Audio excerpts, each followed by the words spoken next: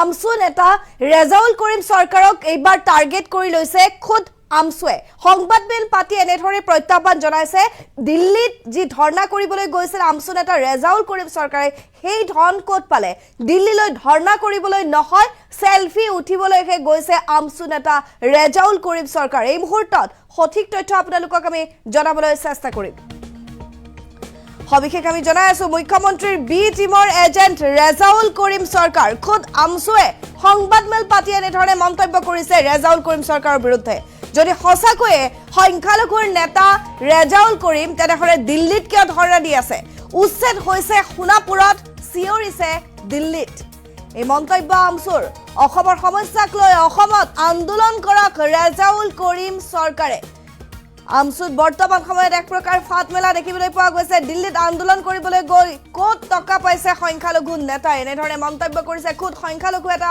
সংগঠনে যদি হত সাহস আছে দিল্লীত যাবলৈ ক'ত টকা পাইছে ৰাজহুৱা কৰক এজন মন্ত্ৰীৰ পৰা টকা লৈ দিল্লীত আন্দোলন কৰিছে আমছু নেতা বা সংখ্যালঘু নেতা ৰেজাউল কৰিম চৰকাৰে দিল্লীত খৰচ হোৱা 60 লাখ টকা ৰেজাউল কৰিম চৰকাৰৰ পৈতৃক সম্পত্তি নেকি এনেধৰণে প্ৰশ্নও কৰিছে সংখ্যালঘু ঠেলাৱালা ৰিক্সাৱালাৰ চান্দা লৈ বিলাসী জীৱন যাপন কৰিছে দিল্লীত জন্তৰ মন্তৰত ধৰ্ণা দিবলৈ গৈ বিভিন্ন স্থানত এতিয়া সেলফিহে উঠি আছে সংখ্যালঘুৰ দুখ দৰদ সমস্যা লৈ দিল্লীলৈ যদি সঁচাকৈ যোৱা হলে তেনেহলে ফলপূৰ্বক কিবা এটা পোৱা গ'লহেঁতেন এইবাৰ সংখ্যালঘু সংগঠনে টাৰ্গেট কৰিছে সংখ্যালঘু নেতাক সোণাপুৰৰ উচ্ছেদক লৈ আমছু ইকবাল গোটৰ প্ৰত্যাহ্বান ৰেজাউল কৰিম চৰকাৰক আমি জনাই আছো ৰেজাউল কৰিম চৰকাৰ দীৰ্ঘদিনে আমি বিভিন্ন সময়ত বাতৰি সম্প্ৰচাৰ কৰি থাকো ৰেজাউল কৰিম চৰকাৰক লৈ এইবাৰ এক সংবাদমেল সম্বোধন কৰা দেখিবলৈ পোৱা গৈছে আমছু ইকবাল গোটে মুখ্যমন্ত্ৰী ডক্টৰ হিমন্ত বিশ্ব শৰ্মাৰ বি টিমৰ এজেন্ট ৰেজাউল কৰিম চৰকাৰ তেওঁলোকে এনেধৰণে দাবী কৰিছে যদি সঁচাকৈয়ে সংখ্যালঘুৰ নেতা হলহেঁতেন ৰেজাউল কৰিম চৰকাৰ তেনেহলে দিল্লীত ধৰ্ণা দিবলৈ নগলহেঁতেন কিয়নো সোণাপুৰত উচ্ছেদ হৈছে আৰু দিল্লীত গৈ চিঞৰি আছে অসমৰ সমস্যাক লৈ অসমতেই আন্দোলন কৰক বুলি তেওঁ কৈছে আৰু যি ধন গৈছে বা যি টকা খৰচ হৈছে সেই টকা ৰেজাউল কৰিম চৰকাৰে ক'ত পালে এবাৰ নামনি অসমৰ কেইবাটাও দল সংগঠন সংখ্যালঘু দল সংগঠনে একত্ৰিত হৈ এনেধৰণে সংবাদমেল সম্বোধন কৰিছে সংখ্যালঘু ঠেলাৱালা ৰিক্সাৱালাৰ পৰা চান্দা লৈ দিল্লীত গৈ বিলাসী জীৱন যাপন কৰি আছে ৰেজাউল কৰিম চৰকাৰে এই মন্তব্য আমছু ইকবাল গোটৰ মন্তব্য আছে আমাৰ হাতত সংবাদমেলত কি কৈছিল শুনো আহক যিজনে কাজিৰঙাৰ ইভেকশ্যনৰ সময়ত কাজিৰঙাত ইভেকশ্যন হৈ আছে চচুৰগড় তেওঁৰ তিতাবৰত তাত গৈ লুকাই আছে তাত ফোন কৰাৰ পিছতো বাৰম্বাৰ অহা নাই আৰু তেওঁৰ পত্নীয়ে মই কথাটো ক'ব বিচৰা নাছিলোঁ আজি তেওঁৰ যি ডাঙৰ ডাঙৰ লেকচাৰ লাখ লাখ সংখ্যালঘুক ৰাজপথত ওলাই লৈ আহিব আন্দোলন কৰিব এই যিখিনি কথা মই কথাৰ কাৰণে এই কথাখিনি ক'ব বাধ্য হ'লোঁ তেওঁৰ মিছেজে ফোন কৰি বাধ্য হৈছে তেওঁ তেতিয়াৰ সাধাৰণ সম্পাদক যে এনেকুৱা এজন ব্যক্তিক আপোনালোকে সংগঠনৰ সাধাৰণ সম্পাদক দি ৰাখিছে তেওঁ লুকাই ইয়াত আহিছে তেওঁক কওক মোৰ মেখেলা আৰু চুৰি পিন্ধি তেওঁ ঘৰত বহাৰ কাৰণে মই তাত যাওঁ তেওঁ আহি পোৱা নাই সেই ঠাইত অখিল গগৈ ডাঙৰীয়া আছিল আৰু মই আছিলোঁ তাত আপোনালোকে সেইদিনৰ ঘটনা জানিব আৰু তাৰ পাছত অখিল গগৈ ডাঙৰীয়াই ৰাজহুৱা স্থানত এই কথাখিনি কৈছিল সেইজন ইতিমধ্যে মাননীয় মুখ্যমন্ত্ৰীৰ বি টিমৰ এজেণ্ট ৰেজাউল কৰিম চৰকাৰ যিজনে কাজিৰঙা ইভেকশ্যনৰ নাম লৈ বঙাইগাঁৱৰ পৰা গ'ল কাজিৰঙাত মুখ থৈ তেওঁ তেওঁৰ চকুৰ ঘৰত গ'ল তাৰ পৰা উচ্ছেদ হ'ল উচ্ছেদ গুলি কৰি তিনিজন মানুহ মৃত্যু হ'ল তেওঁ তাত অহাৰ সময় নাই ভয়ত তেনেকৈ কৰি আছে আৰু আজি তেওঁ ডাঙৰ ডাঙৰ লেকচাৰ মাৰে নিশ্চয় অসমৰ ৰাইজে গম পাইছে আজি যদি মুখ্যমন্ত্ৰীৰ এজেণ্ট তেওঁ নহয় আজি তেওঁ মুখ্য যদি সংখ্যালঘুৰ তেওঁ নেতা হয় তেওঁ উচ্ছেদ চলি আছে সোণাপুৰত আজি সমস্যা হৈছে সংখ্যালঘুৰ অসমত দিল্লীত গৈ ধৰ্ণা দিয়াৰ কাৰণটো কি আজি দিল্লীত গৈ ধৰ্ণা দিয়াৰ কাৰণ এইটোৱেই যে এজনে অকল সংখ্যালঘুকে তাক টাৰ্গেট কৰি আছে আৰু অত্যাচাৰ কৰি আছে তেওঁ যেনেকৈ ইয়াৰ পৰা গৈ হিন্দী চেনেলবোৰত কৈ থাকে আকৌ ইলেকশ্যনৰ সময়ত আহিলে গৈ তেওঁ টুপিও পিন্ধিব পাৰে তেওঁ কোৰাণৰ কথাও ভাল ক'ব পাৰে। সিদিনা দেখিলোঁ হজৰত মহম্মদৰ এটা কথাও তেওঁ কৈছে, চব তেওঁ জানে, কিন্তু হিন্দী টেলিভিশ্যনত তেওঁ যেতিয়া কয় তেতিয়া মই মুছলমান কো খতম কৰ দুংগা, খতম হৈ জানা চাহিয়ে, মাদ্ৰাছা তোৰ দুংগা, এইখিনি তেওঁ কৈ আহে আৰু তেওঁ বিটিমে তাত গৈ এইখিনি সঠিক হয় বুলি তেওঁ শিলমোহৰ মাৰাৰ কাৰণে তাত জিন্দাবাদ আৰু মুৰ্দাবাদ মাৰে। আজি অসমৰ সমস্যা, অসমত তেওঁ আন্দোলন কৰাৰ কথা, তেওঁ দিল্লীত গৈ কিয় আন্দোলন কৰিছে? দিল্লীত যোৱাৰ সময়ত এই টকাখিনি ক'ৰ পৰা পাইছে? ক'ৰ পৰা তেওঁ পৈতৃক সম্পত্তি নেকি? তেওঁ কি কৰে? আজি ৰাজহুৱাভাৱে তেওঁ প্ৰেছ মিট যোগে মই আহ্বান জনাইছোঁ, তেওঁ প্ৰত্যাহ্বান জনাইছোঁ, তেওঁৰ খত কাগজ যদি দিল্লীত যোৱাৰ নামত কিমান টকা খৰচ হৈছে, ক'ৰ পৰা পইচা কালেকশ্যন যে তেওঁ ৰাজহুৱা কৰক। আমি গম পোৱা মতে চৰ্ট মতে তেওঁ এইখন চৰকাৰৰ এজন মন্ত্ৰীৰ পৰা টকা লৈ গৈ এই চৰকাৰৰ বিৰুদ্ধে তাত তেওঁ আন্দোলন কৰি আছে। কোনজন মন্ত্ৰীৰ পৰা? আপোনালোক ভাৰতবৰ্ষৰ চতুৰ্থ স্তম্ভ, আপোনাৰ আমাতকৈ চ'ৰ্চ বেছি আছে, আপোনালোকে এইখিনি ওলাওক, লাহে লাহে কথাখিনি ওলাব। আমি ওলাই আছোঁ কথাখিনি।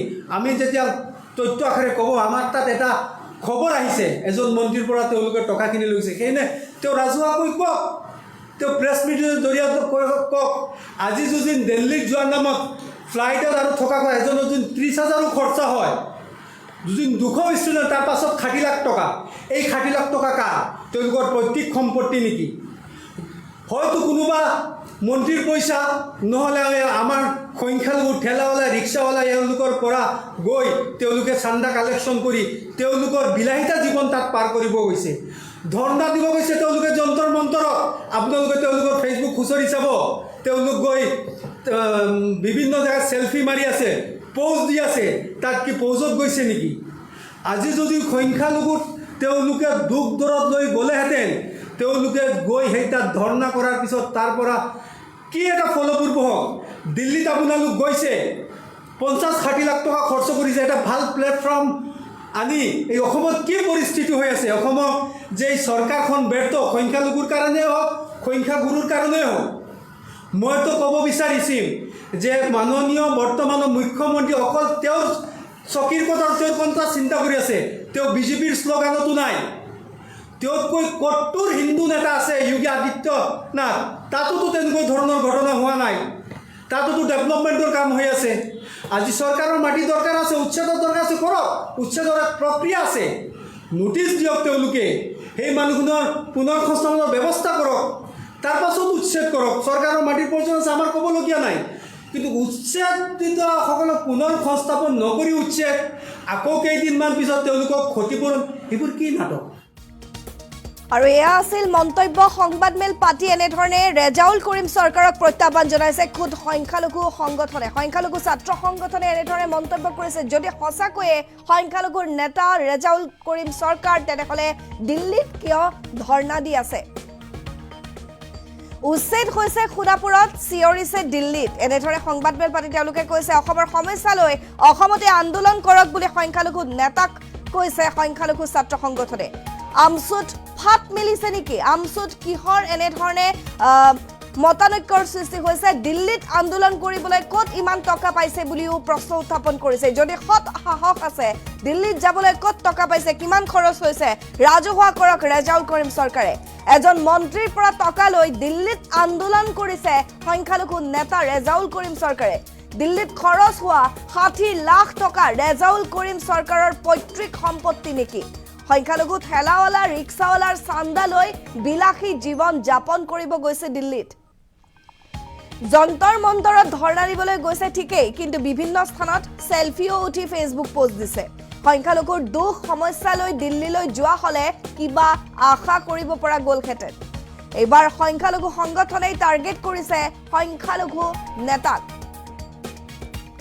সোণাপুৰৰ উচ্ছেদক লৈ আমচু ইকবাল গোটে প্ৰত্যাহ্বান জনাইছে আমচু নেতা ৰেজাউল কৰিম চৰকাৰক।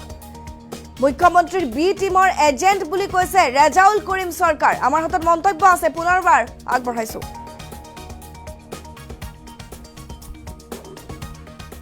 যিজনে কাজিৰঙাৰ ইভেকশ্যনৰ সময়ত, কাজিৰঙাত ইভেকশ্যন হৈ আছে চচুৰগড়, তেওঁৰ তিতাবৰত, তাত গৈ লুকাই আছে, তাত ফোন কৰাৰ পিছতো বাৰম্বাৰ অহা নাই।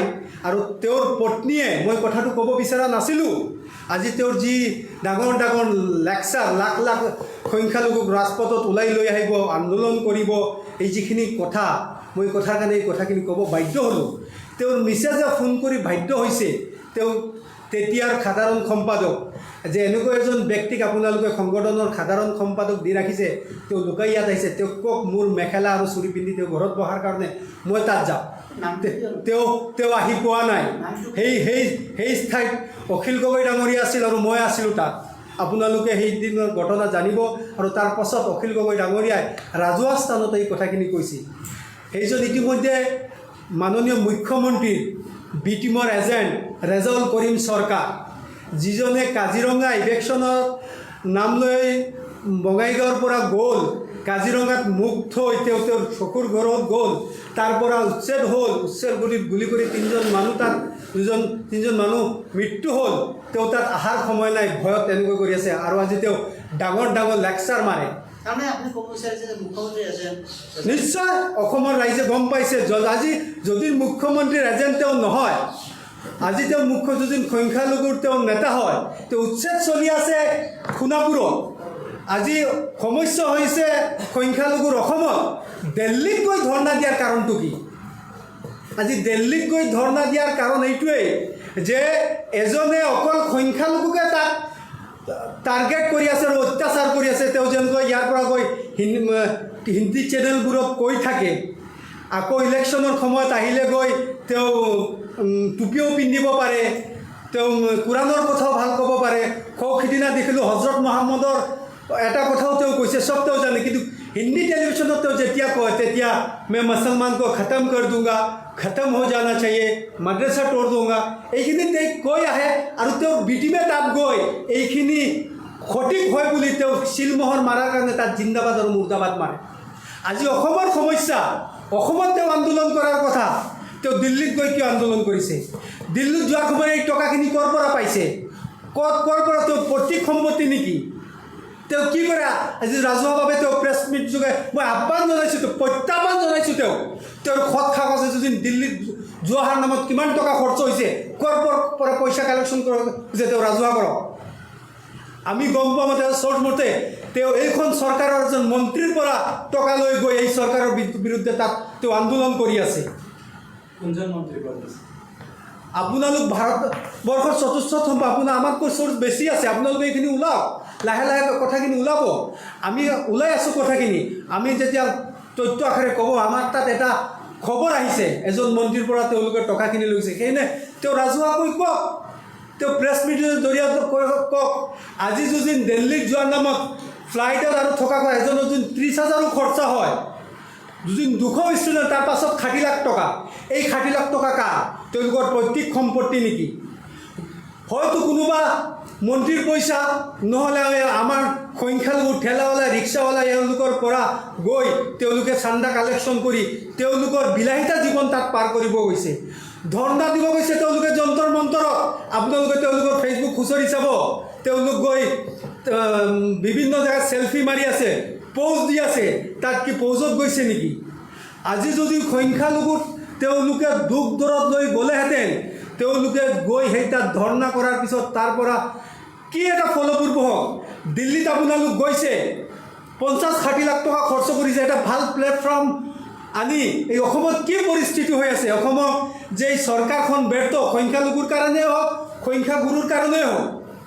মইতো ক'ব বিচাৰিছিল যে মাননীয় বৰ্তমানৰ মুখ্যমন্ত্ৰী অকল তেওঁৰ চকীৰ কথাৰ তেওঁৰ কথা চিন্তা কৰি আছে, তেওঁ বিজেপিৰ শ্লোগানতো নাই। তেওঁতকৈ কট্টৰ হিন্দু নেতা আছে যোগী আদিত্যনাথ, তাতোতো তেনেকুৱা ধৰণৰ ঘটনা হোৱা নাই, তাতোতো ডেভেলপমেণ্টৰ কাম হৈ আছে। আজি চৰকাৰৰ মাটি দৰকাৰ আছে, উচ্ছেদৰ দৰকাৰ আছে, কৰক, উচ্ছেদৰ প্ৰক্ৰিয়া আছে, নোটিছ দিয়ক তেওঁলোকে, সেই মানুহজনৰ পুনৰ সংস্থাপনৰ ব্যৱস্থা কৰক, তাৰ পাছত উচ্ছেদ কৰক। চৰকাৰৰ মাটিৰ প্ৰয়োজন আছে, আমাৰ ক'বলগীয়া নাই। কিন্তু উচ্ছেদিতসকলক পুনৰ সংস্থাপন নকৰি উচ্ছেদ, আকৌ কেইদিনমান পিছত তেওঁলোকক ক্ষতিপূৰণ, এইবোৰ কি নাটক?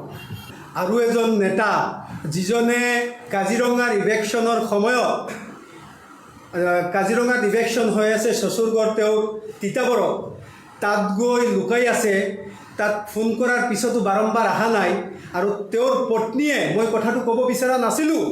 আজি তেওঁৰ যি ডাঙৰ ডাঙৰ লেকচাৰ, লাখ লাখ সংখ্যালঘুক ৰাজপথত ওলাই লৈ আহিব, আন্দোলন কৰিব, এই যিখিনি কথা, মই কথাৰ কাৰণে